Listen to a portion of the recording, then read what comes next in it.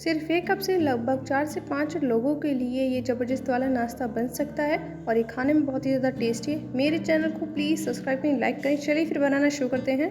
इस नाश्ते को बनाने के लिए यहाँ पे मैंने 1 कप पोहा लिया है या फिर 1 कटोरी पोहा। इसको बाउल में डाल देंगे।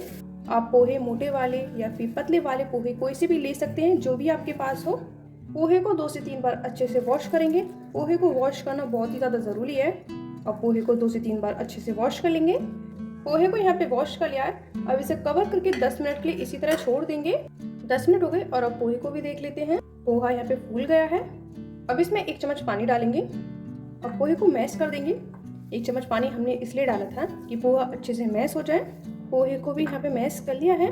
यहाँ पर मैंने 3 उबले हुए आलू लिए हैं, इसमें अब डाल देंगे। यहाँ पे मैंने आलू को कद्दूकस कर लिया है और अब पोहे और आलू को भी अच्छे से मिक्स कर देंगे। बाकी चीज़ें हम बाद में डालेंगे, पहले इन दोनों को अच्छे से मिक्स करेंगे। इसका यहाँ पे डो लगाना है।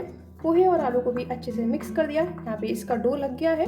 जितना हमने पोहा लिया था उसके हिसाब से 3 आलू एकदम परफेक्ट है। अब इसमें डालेंगे 2 हरी मिर्च बारीक कटी हुई, 1 प्याज बारीक कटी हुई,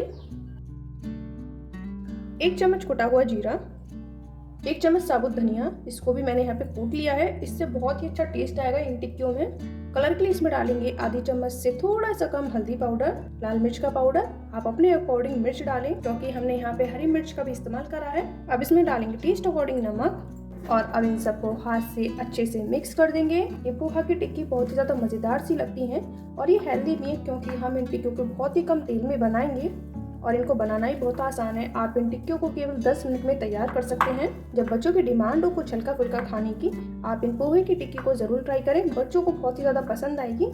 इसे यहाँ पे अच्छे से मिक्स कर दिया है। ये यहाँ पे ज़्यादा गीला भी नहीं होना चाहिए और ना ही ज़्यादा सूखा होना चाहिए। अगर सूखा है तो इसमें 1 चम्मच के करीब पानी डालें। अगर गीला है तो गीला क्यों है, वो आलू की क्वालिटी पे डिपेंड करता है। अगर आलू थोड़े से भी गीले होंगे तो ये थोड़ा गीला होगा। अगर गीला है तो इसमें 1 से 2 चम्मच के करीब बेसन डाल लें। लेकिन मुझे यहाँ पे ना ही पानी डालने की ज़रूरत हुई है और ना ही बेसन डालने की। हमारा यहाँ पे एकदम परफेक्ट है। देखिए, ये ना ही ज़्यादा सूखा है और ना ही ज़्यादा गीला है। अब इसमें से लेते हैं थोड़ा सा पोर्शन, जितना छोटा नींबू का साइज होता है इतना बड़ा। पहले इसको गोल करेंगे। ये गोल आराम से हो जाता है, इसे गोल करने में कोई भी परेशानी नहीं होती। और देखिए, इसे यहाँ पे गोल कर दिया है। यहाँ पर मैंने एक प्लेट में सफ़ेद वाले तिल लिए। ये तिल भुने हुए नहीं है, ये कच्चे वाले तिल हैं। जो हमने बॉल बनाई है इसको तिल पे रखेंगे और इसे कोट कर देंगे। तिल पे घुमाते हुए इस पे तिल से कोट कर देंगे।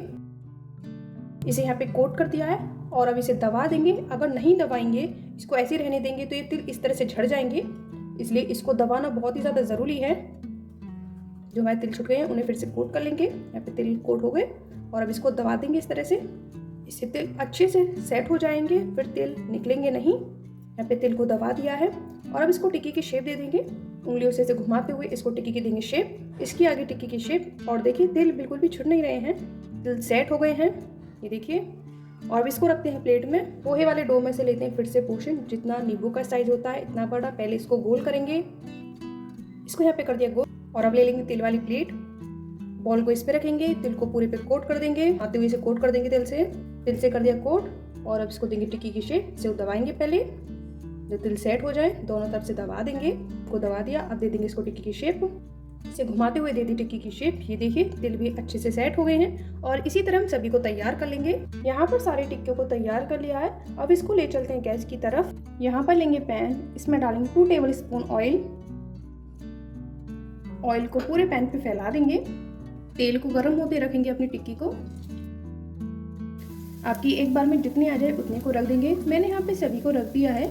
मैंने बताया था ना कि हम इन टिक्कियों को बहुत ही कम तेल में बनाएंगे, तो इसलिए मैंने यहाँ पे 2 टेबल स्पून ऑयल डाला है और इसकी गैस लो टू मीडियम रखी। इन्हें 2 मिनट तक इसी तरह सेकने देंगे। इन टिक्कियों का टेस्ट बहुत ही ज़्यादा मज़ेदार है। आप इन टिक्कियों की खट्टी मीठी चटनी के साथ खाइए, या फिर आप सुबह के नाश्ते के साथ या फिर शाम को स्नैक्स में बना सकते हैं गर्मा गर्म चाय के साथ। और ये टिक्कियाँ बहुत ही जल्दी बन भी जाती हैं। 2 मिनट के बाद जब लगे कि इनका नीचे की साइड से कलर चेंज हो रहा है तो इनको पलट देंगे। और देखिए, इसका थोड़ा सा कलर चेंज हो गया है, तो सभी को पलट देंगे। मैंने यहाँ पे सभी को पलट दिया है। और अभी तक चैनल को सब्सक्राइब नहीं करा तो प्लीज़ मेरे चैनल को सब्सक्राइब करें, लाइक करें और अपने फैमिली और फ्रेंड्स में इस रेसिपी को ज़रूर शेयर करें, क्योंकि ये नाश्ता बहुत ही ज़्यादा हेल्दी है। क्योंकि हम इस नाश्ते को बहुत ही कम तेल में बनाया है और आप इस रेसिपी को कौन सी सिटी से देख रहे हैं मुझे कमेंट करके ज़रूर बताइए। और इन्हें दूसरी साइड से भी अच्छे से सेक लेंगे जब तक इन पे हल्का सा कलर ना आ जाए। यहाँ पर हो गया इनका दोनों साइड से कलर चेंज। ये देखिए दोनों साइड से क्रिस्पी हो गए हैं। तो अब इनको निकाल लेते हैं। ये हमारी टिक्की बनके हो गई तैयार। आप इन्हें पोहा टिक्की या फिर आप तिल टिक्की कह सकते हैं। ये खाने में बहुत ही ज़्यादा ज़बरदस्त एकदम टेस्टी वाली लगती है। तो इस रेसिपी को एक बार बनाना तो बनता है। और देखिए दिखने में भी कितनी ज़्यादा ज़बरदस्त लग रही हैं। आगे देखते हैं मुंह में पानी। तो इस रेसिपी को एक बार ज़रूर बनाएं। ये रेसिपी आपको कैसी लगी मुझे कमेंट करके ज़रूर बताइए। मेरे चैनल को प्लीज़ सब्सक्राइब करें, लाइक करें, शेयर करें। एक नए वीडियो के साथ फिर मिलते हैं, तब तक के लिए बाय बाय, टेक केयर।